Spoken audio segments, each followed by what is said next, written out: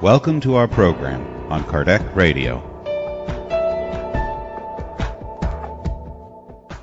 Welcome to the messengers in our home.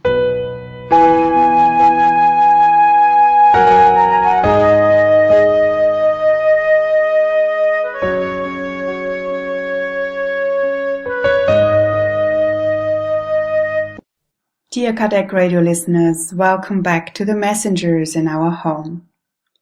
Tonight we're going to talk about chapter 29, Interesting News. And we will continue to learn how the 8 activities and the work, schedules and procedures are in the spirit world. And just a quick reminder for all of us that the Spiritist definition of work is every useful occupation. So the learning that Andre is going through these interesting news and conversations is also work. Hello, Mackenzie. Hi, Francisca. And hello, everyone.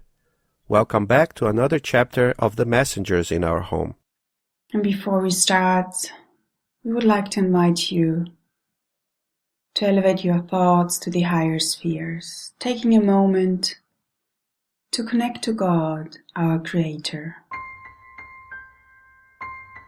Dear Mother, Father God, with our hearts full of gratitude, we thank you for your presence in our lives, for your love and support that guides us every single day in forms of blessings, challenges, learning opportunities, people we meet, intuition and inspiration we get.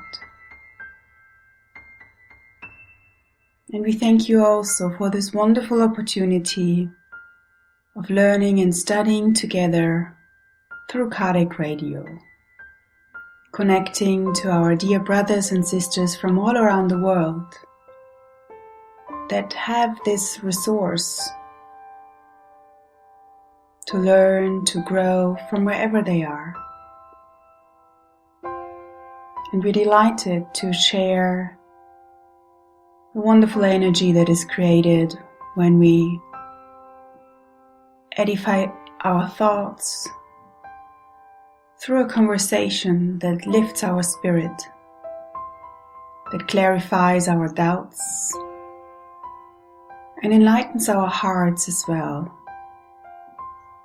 And so we ask you, please help us to be the best we can be, to improve ourselves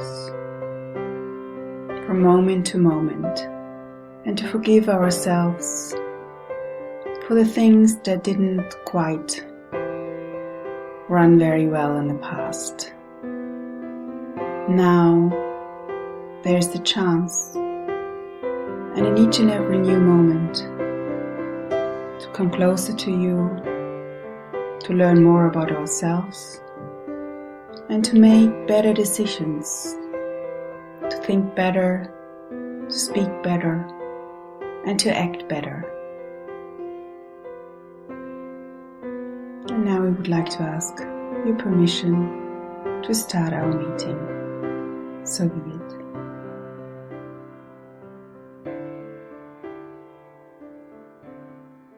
So here is the reading of chapter 29. Enjoy.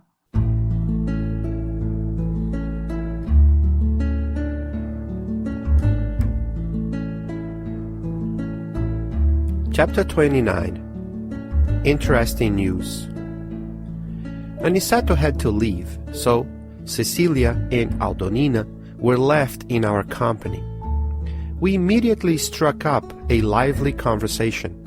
Cecilia had been the bachelor's daughter on Earth. Aldonina had been Mr. Bachelor's niece, and she was now waiting for her mother to return to set up a home in the nearby city. Both displayed marvelous mental development, robust intelligence, and a remarkable ability to express themselves. While the adults were discussing some private matter in another part of the room, Vicente and I listened to these 2 young women, enchanted by their poise and energy. I realized that this picture was identical to the social scene on Earth except that the sentiments were different because they were genuine. There was not a single hint of anyone putting on a false front. There was pure joy, authentic simplicity, and unstained sincerity in everything that was said and done. As the conversation progressed spontaneously, Cecilia said graciously, I've been working for a long time to receive the reward of visiting Nos Solar. My superiors have promised me the privilege for next year. And smiling, she concluded expressively, But I have to meet a few important requirements first. Really? Asked Vicente, surprised. Requirements? That's right. Perhaps you are not fully aware of how privileged your current situation is there. Living in Nos Solar is a great blessing. Haven't you grasped that fact yet? We all smiled, and pursuing her line of thought, Cecilia continued. According to the instructors who visit us in Campo da Paz, your ministries are veritable universities for spiritual preparation. The educational opportunity in them is immense. In order for you to appreciate what a blessing Jesus has given you, I believe you would have to spend a few years in our colony, where the ongoing work of watching and assisting others is much more pressing, more demanding. But we also have many sufferers in Nos Solar. The ministry of regeneration is a hive of thousands of them, I objected. Cecilia, however, revealed a great deal of insight in her remarks. Referring to a hive is a good analogy, because it implies the potential for work. You should realize, however, that the sufferers who arrive at your colony are already on their way to great achievements. The mentally unstable brothers and sisters there have already felt the torture of the sluggish awakening of their consciences, the remorse and regret that are indicative of renewal. They are sufferers who have been improving steadily because of the positive, elevated environment of the city. Wherever the majority live benevolently, the evil of the minority tends to disappear. Therefore, Nos Solar has a supreme spiritual advantage, even for those who weep. I was impressed with what she was saying and offered. I myself worked for a while helping out in the chambers of rectification. I have heard several references to that institution, exclaimed Cecilia, who was knowledgeable on the subject. But based on what my mentor friends have told me, I hold to my opinion. And as if she already knew our work procedures, she asserted, In Nos Solar there are many suffering spirits, but in Campo da Paz there are many obsessor spirits. In Nos Solar there may be many who are still sorrow-laden, but in our arena there are many who are rebellious. It is easier to relieve groaning spirits than to assist rebellious ones. In the chambers you mentioned, you correct errors that have already appeared and pains that have already manifested. But here, my friend, we are compelled to struggle with ignorant and perverse brothers and sisters who are convinced about the dangerous fantasies in which they engage. Thus, we must assist patients who do not believe they are even ill.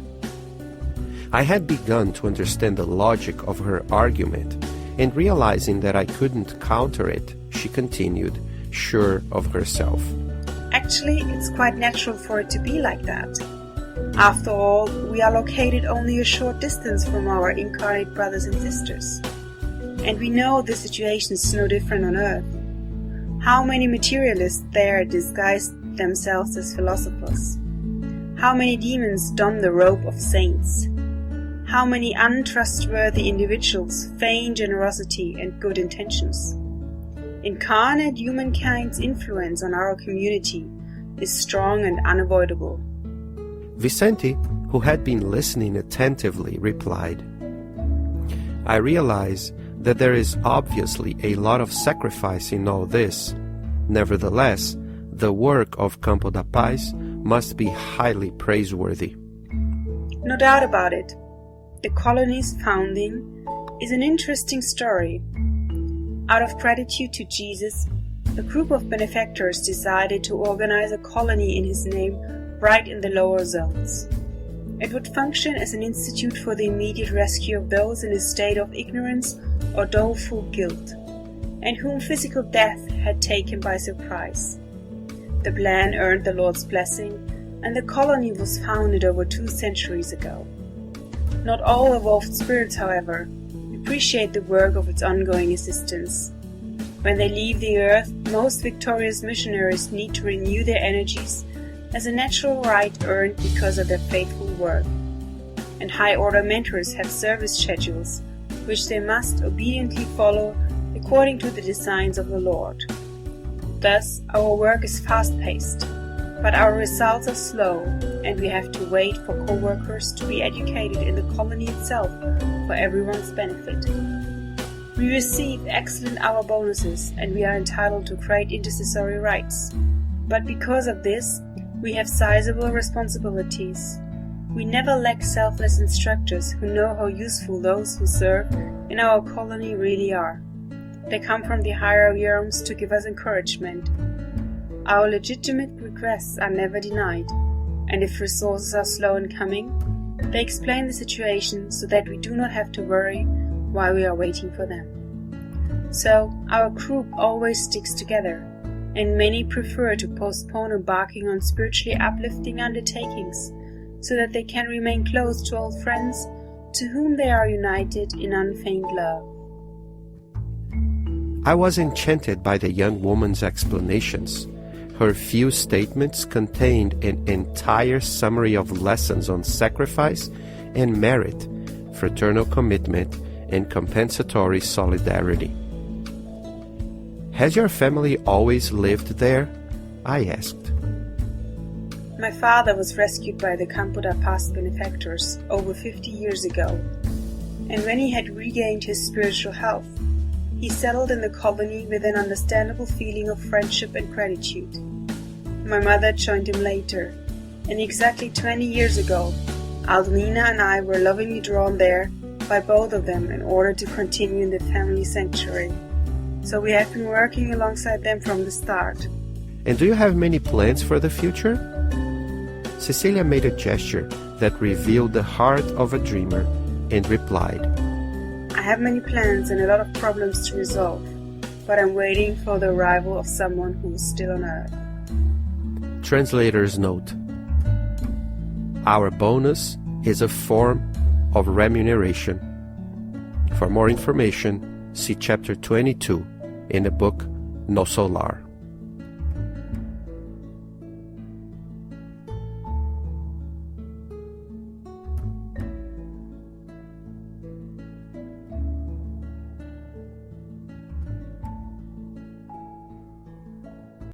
And tonight, we're on to Chapter 29, a very interesting chapter named Interesting News. And as we've been following the reading and the study of the messengers, last week we had a chapter that talked about social life, where a group of friends came from Campo da Paz, which is another colony or another spiritual city, to visit Alfredo, Ismalia, and the friends at the aid station. So, what is this Campo da Paz spiritual city? We don't know it yet precisely, and naturally we're not going to know it as well as we know, for example, No Solar, to which a full book was dedicated to a year in the life of Andre, and that we know so many places inside No Solar and so on. But in this chapter, and in the next chapter as well, chapter 30, we will know a little bit more about this spiritual city called Campo da Paz, or Field of Peace. And there is a colony or a city which is close to the aid station where Andre is, and we've been talking about this aid station for a while with Alfredo, Ismalia, and all the nurses and all the doctors there helping people who are sleeping and having those nightmares and so on and so forth. But in this chapter 29, we will know a little bit more about this spiritual city, Campo da Paz. And it is, at least to me, and I hope that it is interesting to you, to know a little bit more about this spiritual city. Why? Because in Spiritism, or in the how we usually call it, the Spiritist movement, or where we all gather and so on, we hear talking a lot about No Solar as a spiritual city or a spiritual colony, but we rarely see people talking about different colonies. And as we already learned from No Solar and in No Solar, No Solar is one spiritual city that is on that was created, constructed above the city of Rio de Janeiro in Brazil. So if there is one there might be lots of others, one for each city or one for each region around the world. So why do we talk more about one? Well, naturally because was the first book that was published about spiritual cities. It's the most famous book about spiritual cities in the world. So that's why we talk a lot about No Solar. But there are lots of others, right? In these two books, we heard about some of them, or not a lot of them, but some of them. For example, Campo da Paz, which we're going to talk a little bit more about in this chapter. We heard about Alvorada Nova, which is New Dawn, if we would translate it to English. Even in this book, in this reading, we didn't hear the names, but once the spirits were talking about the work that was being done in Europe regarding the Second World War, we had groups of friends helping spirits there. And if we remember it well, there's this group of people inside a small church in a very devastated region, and they were they were saying prayers, and they saw that light coming from the inside of the church. And why wouldn't there be a city, a spiritual city on top of that area, that region, to have spirits to go down there and help the spirits who were praying? So it's just one more city, one more spiritual city for us to know of. However, and to which I pretty much every program, every episode here, every chapter here, I say this, but I don't get tired of emphasizing this. It is not important to, or it's not that important, or it is not the most pressing and most important information. It's not to know that there is a spiritual city and why they are there, or what are the divisions, if there is ministry, if there's people working there, spirits working there or not. The importance of this is for us to really understand that we are spirits, that we continue. Once the body stays behind, we keep living, we keep on going, we keep on living, and that we will always have the opportunity to meet people who passed away before us, that the people who are still here incarnated once we die, we will be able to see them, we will be able to help them, and we will be able to keep moving on, because life never ceases, and love never ceases as well. So just going back and moving forward in the chapter, we know about the social life, right? We discussed chapter 28 last week, and some of them had to leave. Aniceto, Alfredo, and the older bachelors, right? Mr. and Mrs. Bachelor had to leave, and then who stayed behind? The two younger ones, two young girls, Cecilia and Aldonina. And then they started talking between themselves. And here we have Vicente, Andre, Aldonina, and Cecilia they're talking about. So, Andre describes them as being very remarkable young ladies. They knew how to talk, they knew what to talk, and they have a lot of information to give to us.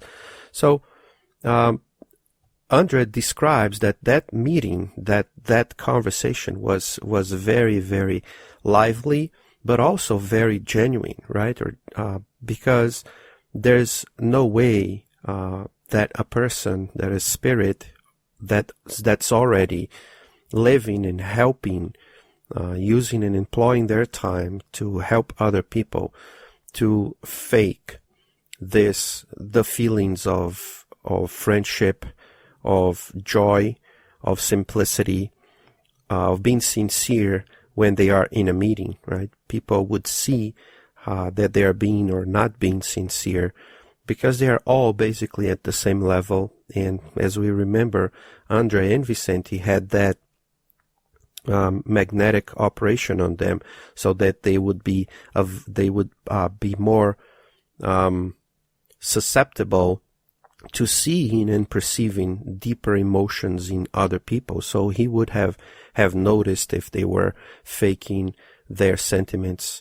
And when I mean they, it's even between themselves, right? Between Andre and Vicente, if one looked at each other, they would see that they would be faking their feelings. And here they're talking about naturally Cecilia and Aldonina, to which is very interesting for ourselves, right? How do we, if we are not able to see, and I don't know if we would be prepared to see if the other person is faking or not faking their interest in our conversations. But the most important thing is not about if I would be able to see the other, if the other is or is not interested in my conversation, but what am I doing, right? Asking ourselves, what if the other person to whom I'm talking right now could see my soul, could see how interested am I, what is my, am I being sincere, am I being really simple, if I'm showing or saying something joyful, am I really being joyful, right? So it is for us to really think about, what if the other person could see myself, right, from the inside, my thoughts, my deep thoughts. How are my mental life, how is my mental life going when I'm talking to another person? What am I really thinking? And what am I doing to change this, to change the way I feel towards another person, right? We should love everybody. How much am I striving to really learn to love? And when I am with another person, if I am really with that person at that specific and that right at that moment, right? So this is something for us to really think about. So as they are talking and talking, Cecilia comes and says, "Well, I've been working and very expectant to receive, right, this reward of visiting Nosso Lar," and she calls it a privilege. Her superior said that next year I will be able to go there. And she continues and completes this information by saying, well, but before going there, I have to meet a few important requirements first. And Vicente is surprised and asks, requirements? Do you need requirements to go to Nosso Lar? And to which is very interesting. And I'd like to make a few comments, but not before listening to what Cecilia has to say about this information. She says, and I'm going to quote, "That's right. Perhaps you're not fully aware of how privileged," that I put the emphasis here, "your current situation is there. Living in Nosso Lar is a great blessing." And then she asks, "Haven't you grasped that fact yet?"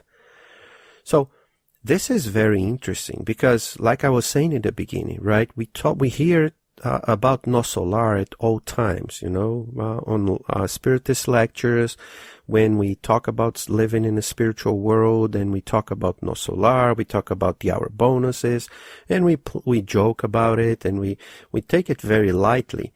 But this information that Cecilia gives here is so important for us to really think about how privileged we would be to have the ability or have the possibility to be in a colony or in a spiritual city at the level of Nosso Lar.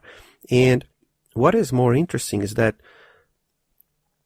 Nosso Lar is not even the highest level spiritual colony, but neither, and we learn it at this moment, or well, we already had an idea because of the aid station and how the spirits there are, but we are going to start to have a deeper sense of how elevated the colony, No Solar colony, really is compared to other spiritual cities, just like Campo da Paz, as she's going to mention, Cecilia's going to mention in a few minutes here.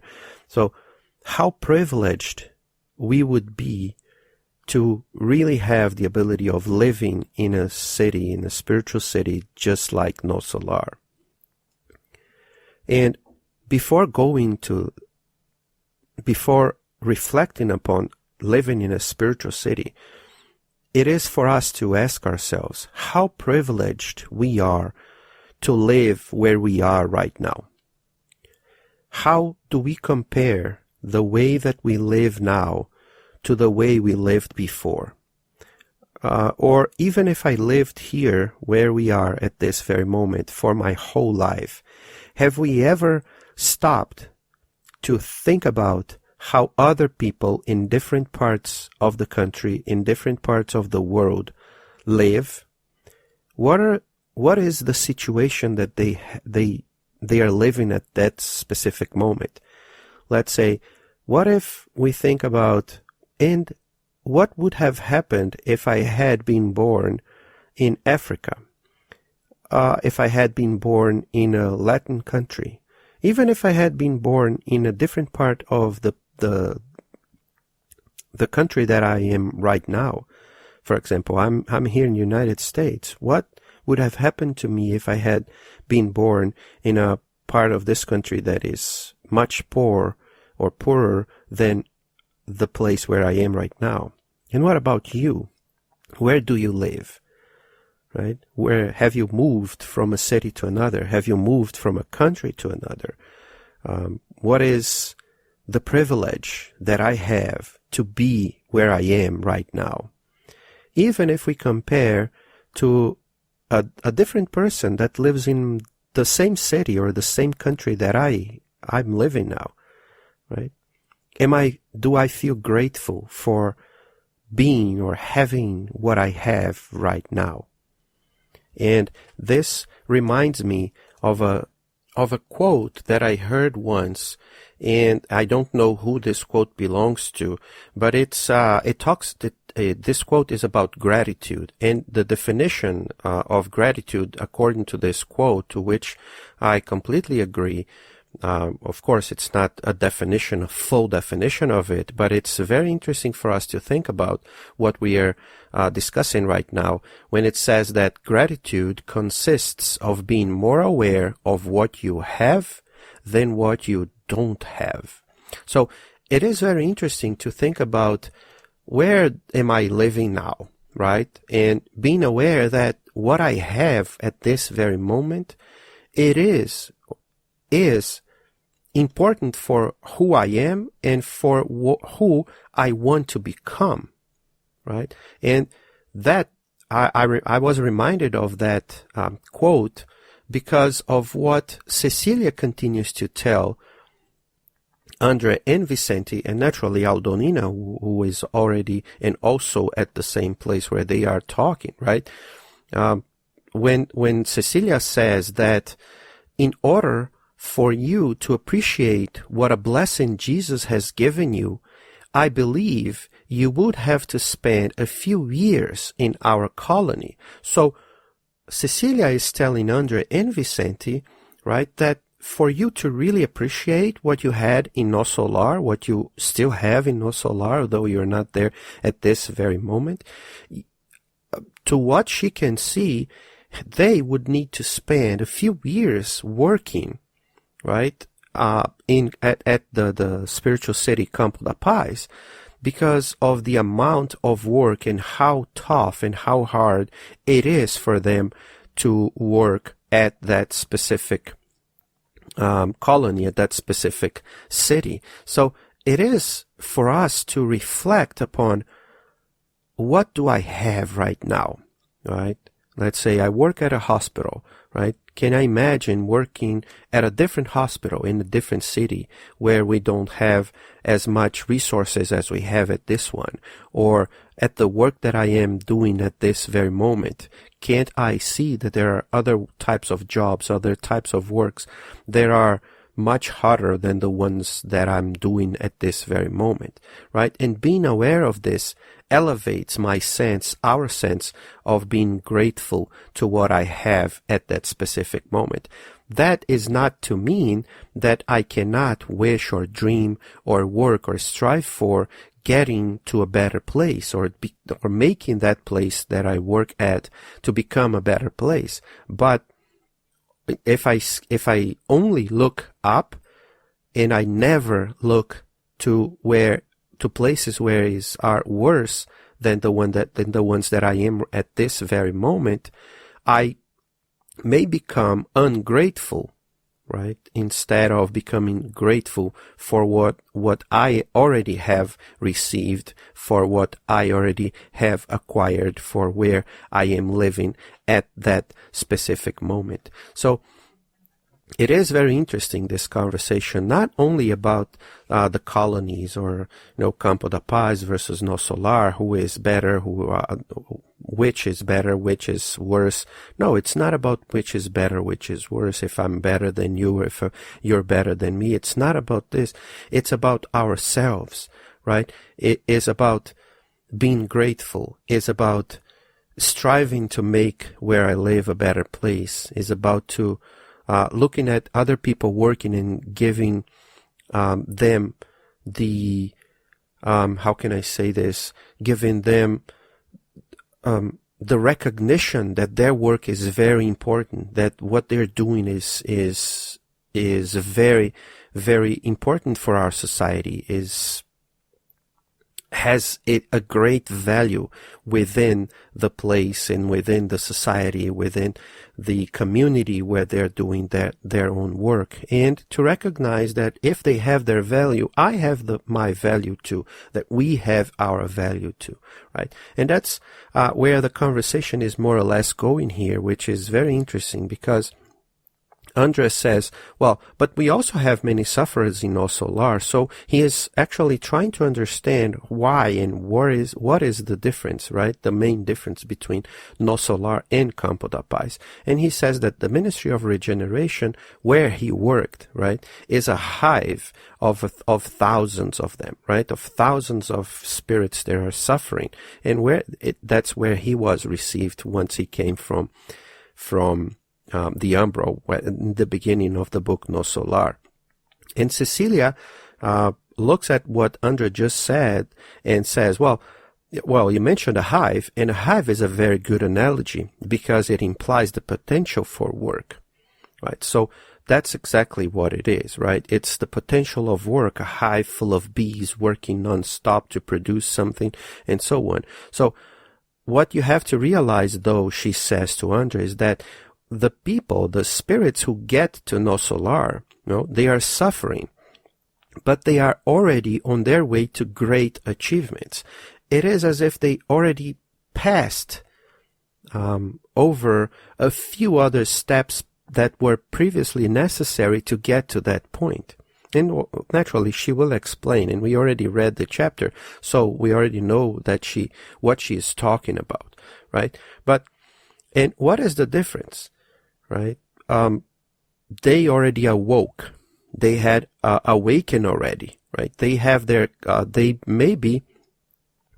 have a remorse, right? They have regret of what they did. They are not sleeping or having nightmares at all times, right? They are indicative of renewal. They are trying. They are already there, conscious, or at least a little bit conscious of what their situation is at that specific moment.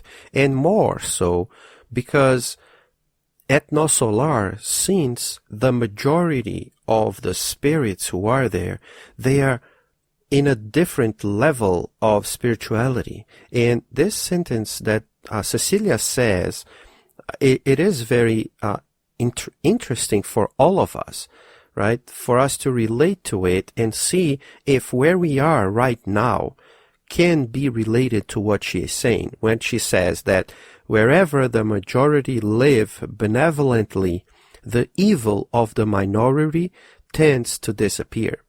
So, in O Solar, the spirits that are being helped there are being helped not only directly by the nurses, by the spirits who are working to help them directly, but the spirituality, right? The vibrations of the colony. Because most of the spirits there live benevolently, think of goodness, think of love, and perform their duties with love, and they are farther away from evil than Campo da Paz is, for example, it is much easier for the evil of the minority to disappear, right? So it is very interesting that, and for us, like I said, for us to think about this, right? Where do we live, right? Where am I living now? So what am I doing to make the majority of the people in the city, in the state, in the country that I live in, to live benevolently, to live doing good all around at all times? So if the majority of people in my town, in my city, in my state, in the country that I live in, do good, it will be easier for evil to disappear, right?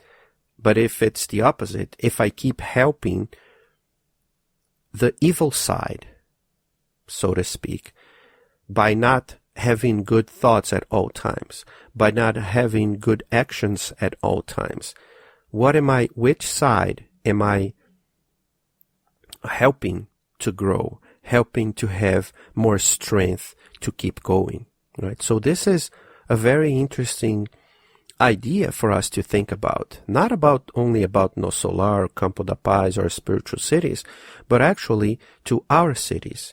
And if we go a little deeper, to think about ourselves as cities, as a country of our own, myself as being a country, what parts of this country that I call I, am I giving more food, right?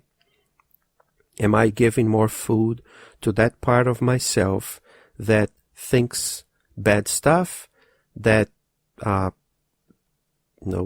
think violently about stuff, that send hateful thoughts towards other people, towards other situations? Or am I giving more food for that side of myself that thinks about love, that thinks about peace, that thinks about humility, that thinks about not being a racist or not having prejudice, for example? And we could cite lots of different examples here. So this is the great question for ourselves when we think of ourselves as a country. What is the side, or as a city, what is the side of the city that I'm giving more food to, right? Is the side of myself that still tends toward evil, as she says here, or that tends to the side of being more benevolent, to being more loving, more caring towards the world, right? So it is a very interesting thing for us to think about ourselves. Andre listens to her, and he says, well, I myself worked for a while helping out in the chambers of rectifications, to which Cecilia says, well, I heard a lot about that, and based on what all your friends and all my friends told me about it, I can still see that, although it is a place of suffering, I can still see how Campo da Paz is much more, let's say, tormented in that way than the chambers of rectification. And she says, well, in O Solar there are many suffering spirits, but in Campo da Paz there are many obsessor spirits. What is the difference? The difference is, and she will explain it, right? I'm just going to say it with a few of our words here. So the suffering spirit is a spirit who is, suffering for within himself or herself. But when she says obsessor spirits is the spirit that is suffering, but more than suffering is willing and wishing to make other spirits suffer. Right? So it's not that there aren't some of these in No Solar, but it is that there are much more in Campo da Paz of that kind, right, of spirits, those who are suffering, but that they wish that other people suffer and go after them to make the other spirits suffer. And she uses the expression, right, for the spirits who are suffering in No Solar as sorrow-laden, right, full of sorrow, but in Campo da Paz, they would be rebellious spirits, right?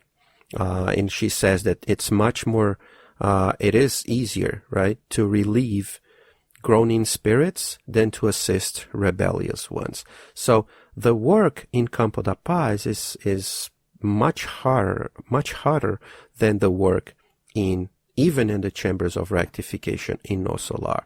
So it is for us to really think once again about how grateful we should be to have the kind of work that I'm doing at that specific moment. But she goes on, right, to make other even more comparisons, and one that strikes us as even more powerful, if we could use any more powerful imagery here to make this distinction between the types of spirits that go to No Solar and the types of spirit that are being helped in Campo da Paz, right? She says that in No Solar, the spirits who are there, right, they correct the workers in No Solar correct errors that have already appeared, right, and pains that have already manifested, right. But there or here, right, in the aid station and in Campo da Paz, it's not like that. It is trying to help spirits who do not even believe that they are ill, that they have problems. It is to take care of a spirit who doesn't even recognize how wrong they are. So they will not want to change. It is if I am doing this is right, and they cannot see that what they are doing is damaging to themselves and to others around them. Or if they even see that, they still want to keep doing that. So that's how different and that's how difficult it is to treat spirits in No Solar and in Campo da Paz, right?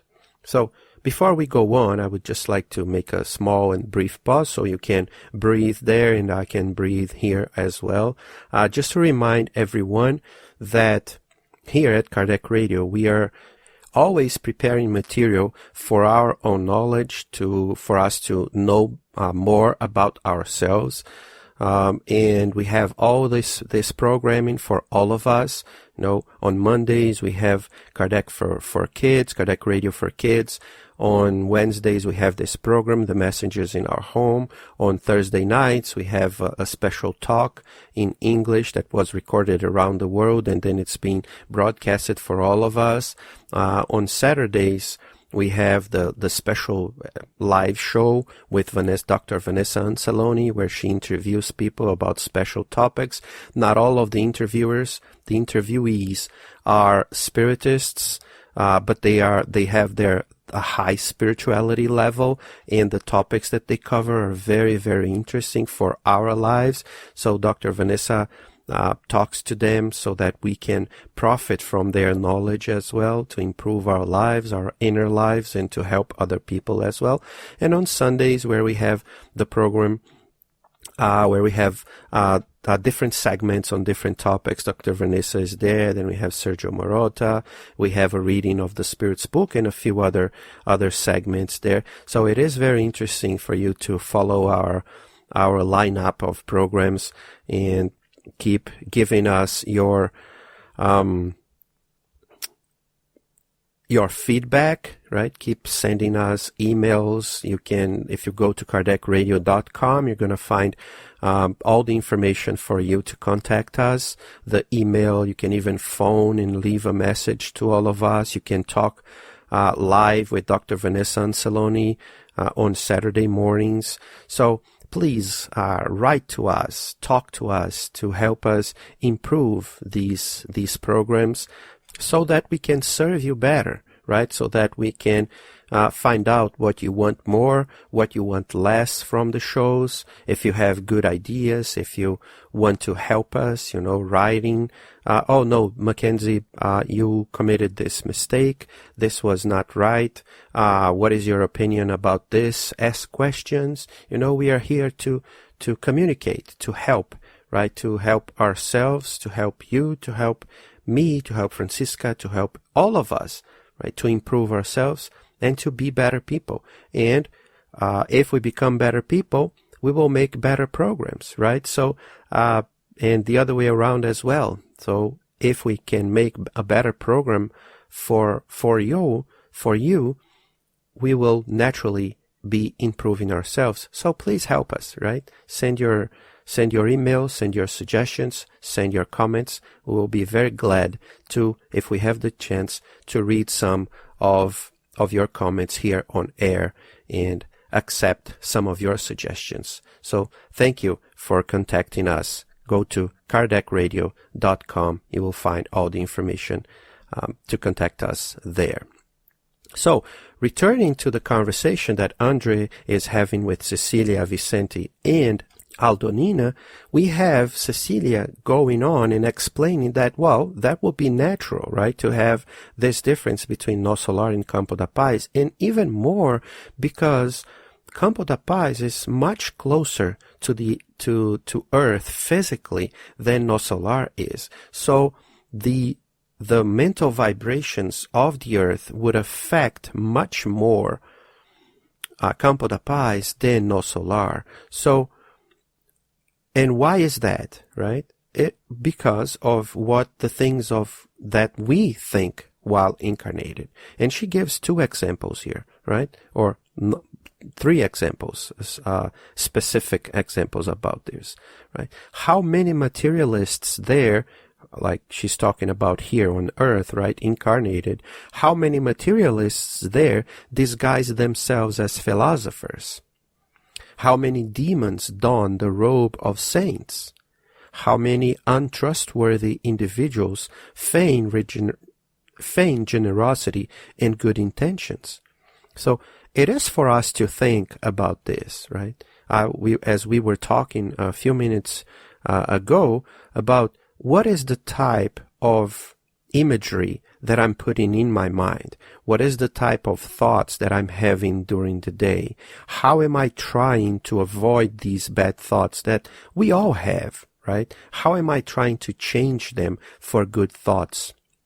Right? What am I using the philosophy of my life to do something? Right? Am I being more materialistic than more spiritualistic in my life? What is the focus of my entire life, right? Am I this demon, quote unquote? There are dressing a robe, right, of saint, right? Am I being a saint, or am I just putting on the clothing of a saint? Am I trustworthy, or am I not so much trustworthy and I just dress up, right, to fake that I have good intentions and that I'm being generous? These are really, really great questions for all of us. And going back to the text, if we fit in the shoes of these 3 examples that she gave, we are the ones, or some of the ones, who are providing food to help, or not, I wouldn't say help, right, to decrease the possibilities of Campo da Paz to be helpful, right?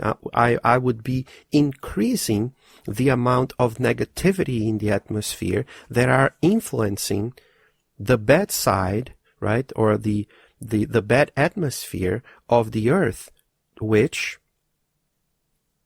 as a consequence, right, influences Campo da Paz to become a place that is much harder to work in than No Solar, as Cecilia is trying to prove the point to Andrea, to Vicente, and naturally to all of us. So it is very interesting for us to think about these things. How or what is my contribution to elevate the mental atmosphere of the earth that I live in, of the city that I live in, of the country that I live in? This is the question that we need to ask ourselves. Vicente is listening to all of this, right? Just like Andrea, just like ourselves. And he makes a comment that is very interesting. I realize that there is obviously a lot of sacrifice in all this. Nevertheless, the work of Campo da Paz must be highly praiseworthy. Why is he saying this? He says that, well, if it's so hard to work there, then people who work there must receive something really special, right? If they're really able to do something there. And to what Cecilia says, no doubt about it, of course, right? It is, well, if it's so hard to work there, if a person or a spirit is working there, right, it must be something that's really praiseworthy. And she says, yes, right? And then now she's going to tell us a little bit of the story of Campo da Paz, right? And he says, out of gratitude to Jesus, a group of benefactors decided to organize a colony in his name right in the lower zones. And that's where Campo da Paz was founded. And she describes Campo da Paz as an institute for the immediate rescue of those in a state of ignorance or doleful guilt, and whom physical death had taken by surprise. So 2 centuries ago, of that date that they're talking about, 1940 something, right, which is more 70 years ago. So we would say more or less 300 years prior to this date that we are recording this, that colony was founded to receive the spirits who are in a state of ignorance or doleful guilt, right? And they were killed by surprise. So they don't know that they're even dead, right? Most of them at least. And that's the main story of why that colony, that city was founded there, to receive those spirits and to treat those spirits. The problem is that not all evolved spirits who have already acquired the merit of going to higher planes want to stop there, right? So there are not a lot of spirits who want to stop there, but some of them stop there and stick there to work because they make friends, because they know people who are living there, and they want to be there. And that's what she says, right? The work there, because there's not too many people, not too many spirits, needs to be fast-paced. Because, well, if we have less people working, right, the spirits need to do more tasks. And then she says, but our results are slow, and we have to wait for co-workers to be educated in the colony itself for everyone's benefit. So the results are slow. Why? Well, we already know what kinds of spirits are there. We already been through that, the whole 2 chapters talking about the spirits who are having nightmares. So out of those, thousands of spirits, only 2 of them, got up and were completely confused. Nobody could stop them. They would wake up and it would be even worse for them, and if they were awakened at that specific moment. So can you imagine how long and how sometimes frustrating a work like that is? You don't know exactly what's going to happen. You don't receive like a feedback from that specific time. And then you on earth, when we have a work that we are doing and we don't see a result, we tend to be discouraged, right? Why would it be different from a spirit in a spirit world, trying to do some work and never seeing the result, right? It must be tough. And sometimes we never stop to think about this. But as we already mentioned a few chapters ago, it's because we keep expecting some result. We keep expecting a thank you note. We keep expecting a recognition. We are not doing the work for work's sake. And that's basically what she is telling us again here, right? But to the ones who stick to this program, to the ones who stick to work here, we receive, and I'm going to quote here again, we receive excellent hour bonuses, and we are entitled to great intercessory rights. But because of this, we have sizable responsibilities. So, of course, that because of the type of work that we do, we have, let's say, if we can use the word, right, we have an excellent salary, right? But it is, a really, really big responsibility to be here. So we need to really stick together with all the groups, with all the people, with all the spirits, the instructors who are here, so that we can fortify ourselves being together. Not allowing ourselves to think that we are working alone. No, we need the society. We need the people. We need the spirits who are here together with us to really keep going. Like one reinforcing the other, one giving praise to the other. So, hey, let's go. Let's keep doing. Let's keep working. And as she says, we never lack selfless instructors who know how useful those who serve in our colony really are. So they come and say, hey, you're doing a great job. Let's keep doing, right? The requests that we make here, if they are legitimate, they are never denied.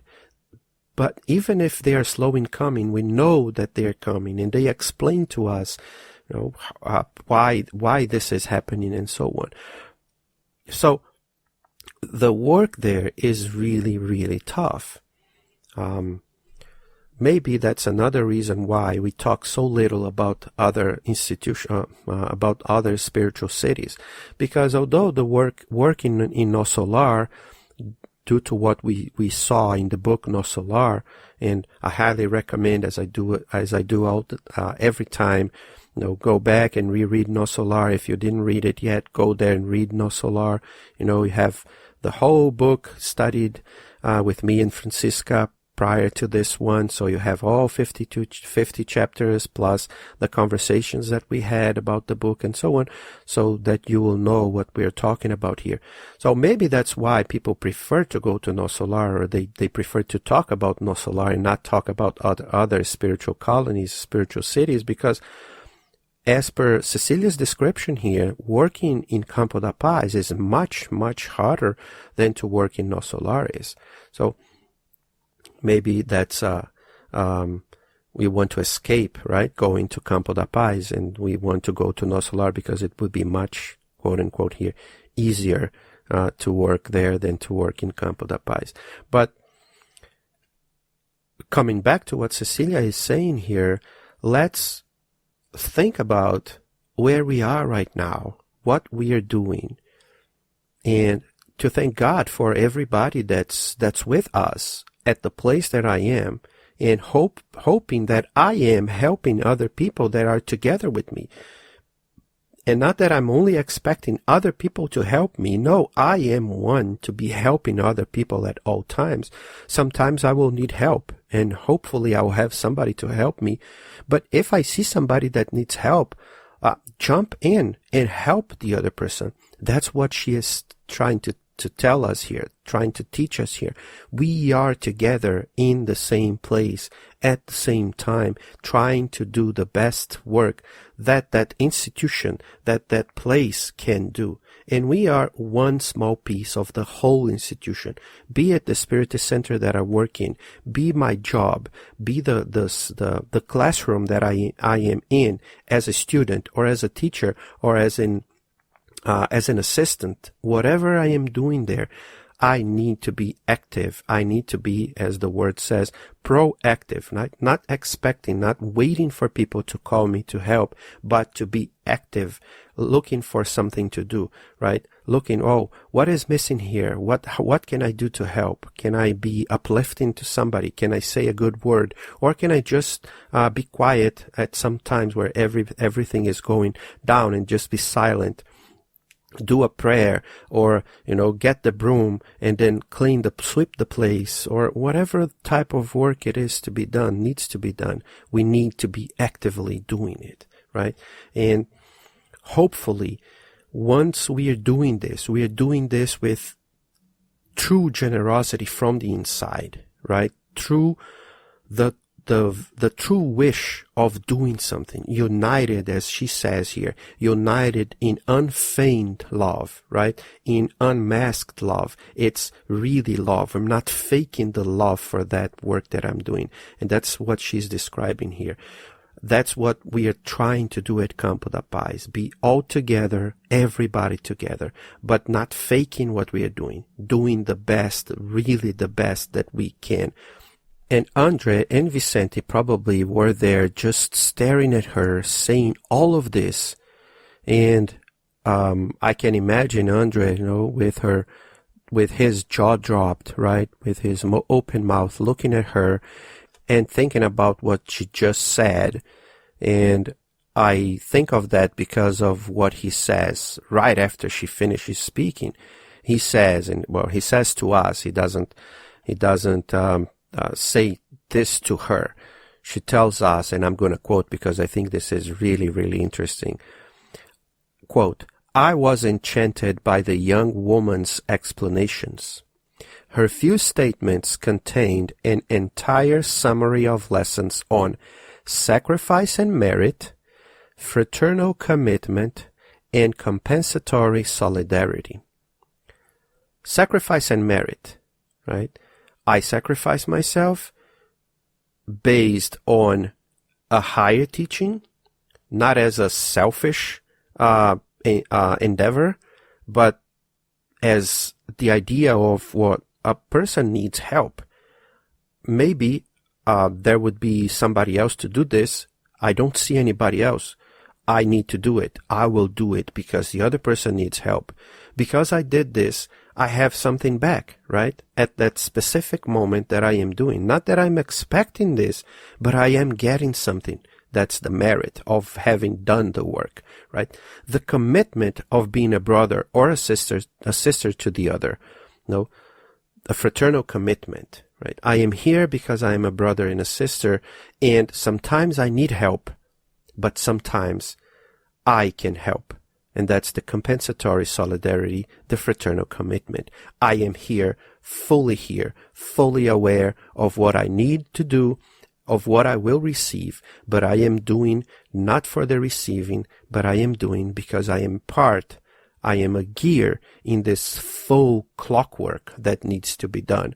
So I am a small but important piece for this whole endeavor to work. That's what he makes the comment on. But then he goes on and he asks, has your family always lived there?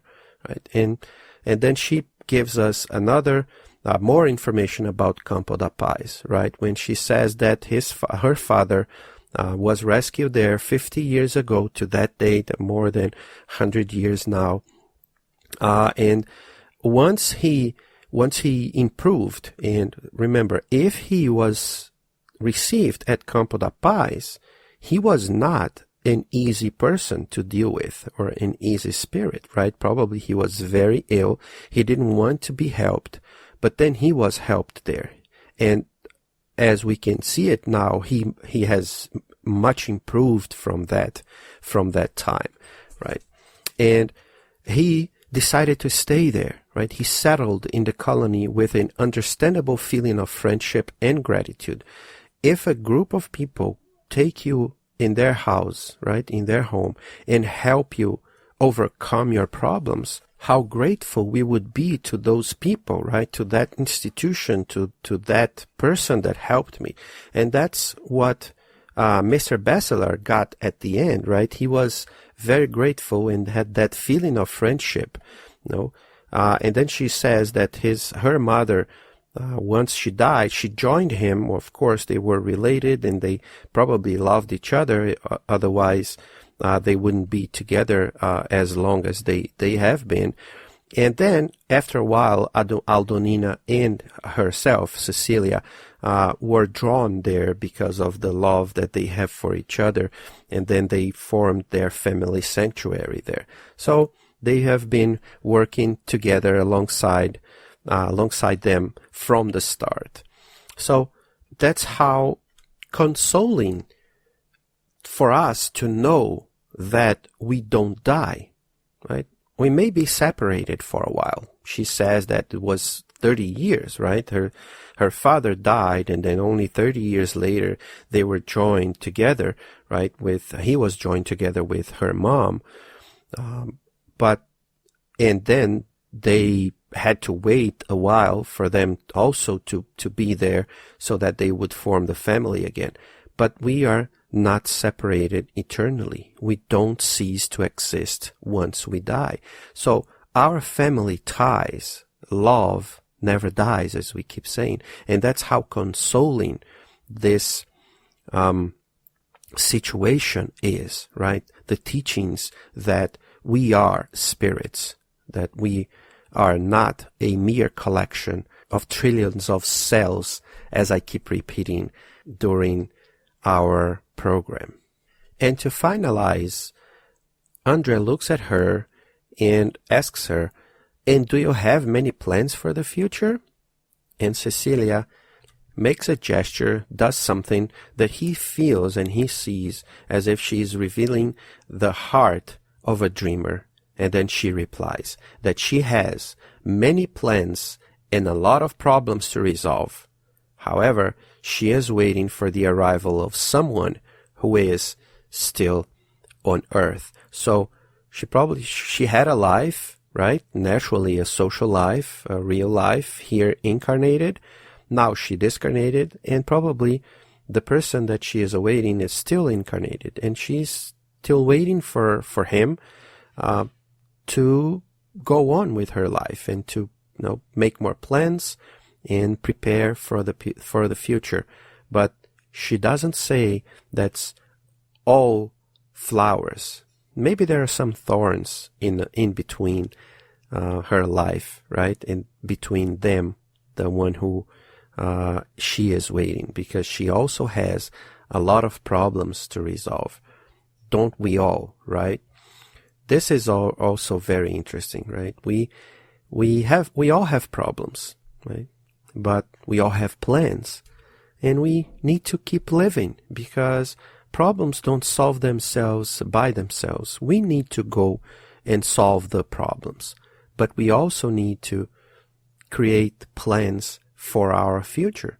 So we keep on living, but remembering, as this chapter's main lesson, that we are never alone, that we need to remember this at all times. We are social beings as much as we are spiritual beings. So we are a gear in the big, big clock or big watch of the universe. And we need to work together with those gears that are surrounding us for us to make this watch never stop and keep ticking and keep providing us time and space and love for us to keep living the best life that we can live. We are all connected. We are all together, united by the love of God, our Creator, the supreme intelligence of the universe, the one that loves us above all things, and that one day we will learn how to love above everything else.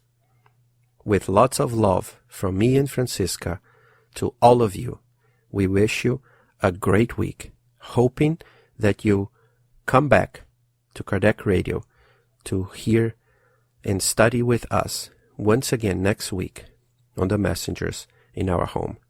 See you next time.